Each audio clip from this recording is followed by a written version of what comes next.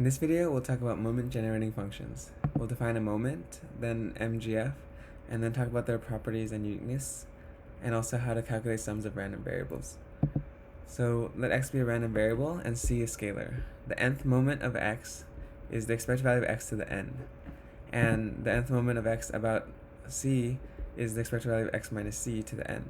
And so usually we're interested in the first moment of x, which is just the expected value of x, and the second moment of x about mu, which is the variance of x. Now we'll talk about moment-generating functions. Let x be a random variable.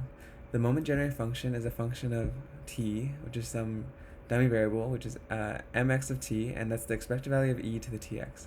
So I'm going to postpone the motivation for this until a bit later in the video, but we'll first talk about some properties. So if x is discrete, then the MGF by Lotus is the sum over all x in this range times e to the tx and times the probability. And if x is continuous, same thing with an integral. So let x and y be independent random variables and a, b be scalars.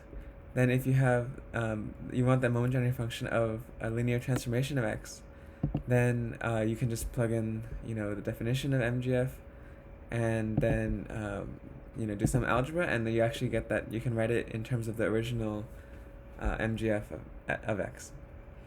And then if you have the moment-generating function of a sum of random variables, plug in the definition, and by independence you can write the expected value of a product as the product of the expected values, and this is just the product of the MGFs.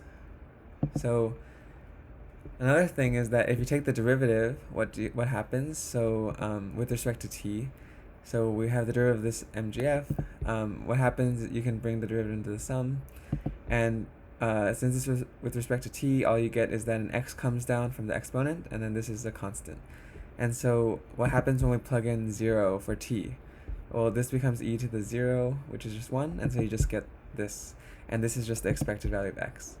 And if you take another derivative, you actually end up, and plug in 0, you end up getting expected value of x squared.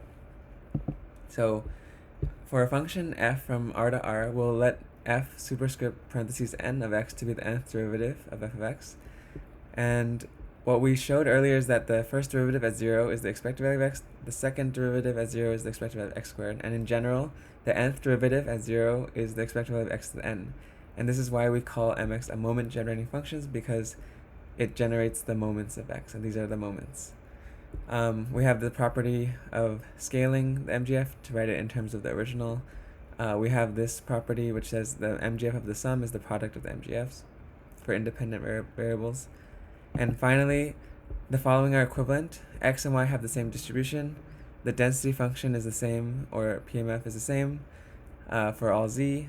The CDFs are the same, and there's an epsilon greater than 0 such that the MGFs agree. So mx of t equals my of t for all t in some neighborhood around 0. So like any small interval or around 0. That is, the moment-generating function can be used to uniquely identify a distribution just like PDFs and CDFs do. And we're going to use this now.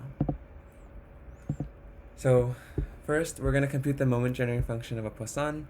We'll recall the Taylor series for e to the x is this thing. It's not interesting, so I'm going to skip it, but we just calculate an expectation, and it turns out you get this thing at the bottom. Okay, I'm going to copy it to the next page. We're going to show that the expected value of x is lambda. So what we're going to do is take the derivative. I'm going to skip the algebra again. But when you plug in 0, then you actually just get lambda. And then this is the cool property though. If y and z are Poisson independent, then their sum is Poisson. So how do we do that? Well, we're going to try to find the MGF of the sum. And we proved that the MGF of the sum is the product of the MGFs. So we get this. And it turns out you can, regroup with algebra. And because MGFs uniquely identify a distribution, this is exactly the MGF of a Poisson with the parameter gamma plus mu. So y plus z must be Poisson as well. So we've just used MGFs to show that the sum of Poissons is Poisson. You can do the same thing for normals. You can show that linear transformations of normal is also normal.